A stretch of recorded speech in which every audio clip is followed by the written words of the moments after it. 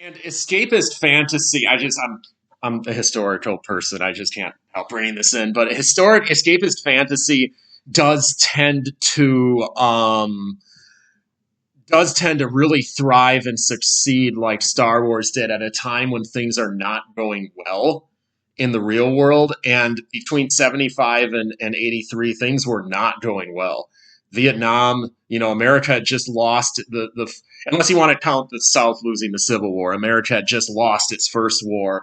Inflation was out of control, recession was happening, gas lines were around the block.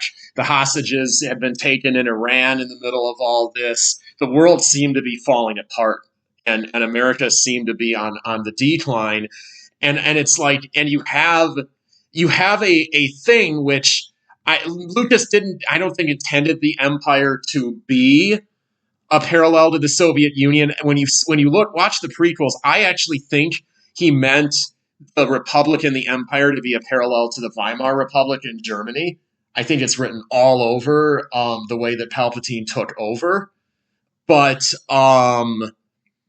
but it was easy for people to maybe read the Cold War mentality into that, because Americans, as with all people in all wars, always saw themselves as the underdog fighting for freedom, and then there's the big evil empire, and then although you struggle through your character and through a development arc and a lot of battles and a lot of setbacks, eventually you come to the key moment, which by the time Return of the Jedi came out, Reagan and Gorbachev, I think, were starting to do their thing. So it was easy for people to see, the Republic is coming back, and America's coming back. Morning in America.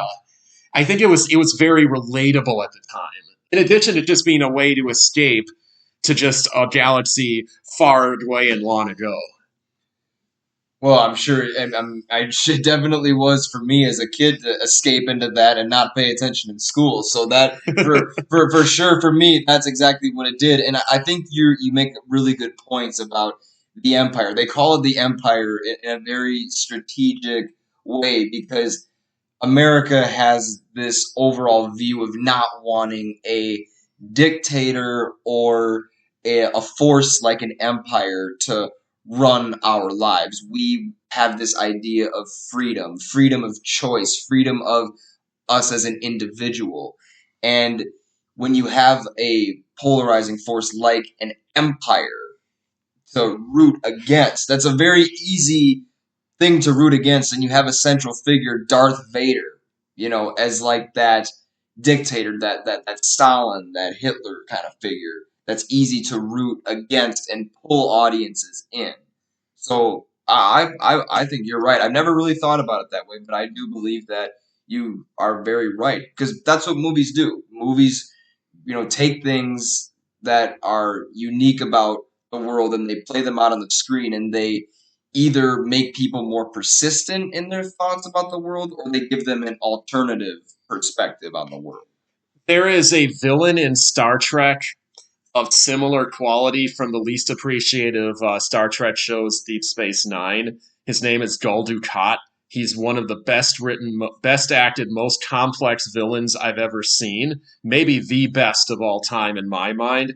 But Vader definitely, if he is second, he comes a very close second.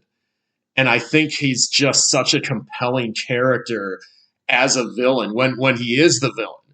That combination of his mastery with his darkness, with he's just the everything from his suit to the fact that the voice is kind of synthesized to his use of the force, his skill in lightsaber combat, and yet somehow underneath there's some complexity. But you don't see that if you watch the sequels or the original series first. You basically just see him as the quintessential villain until Return of the Jedi.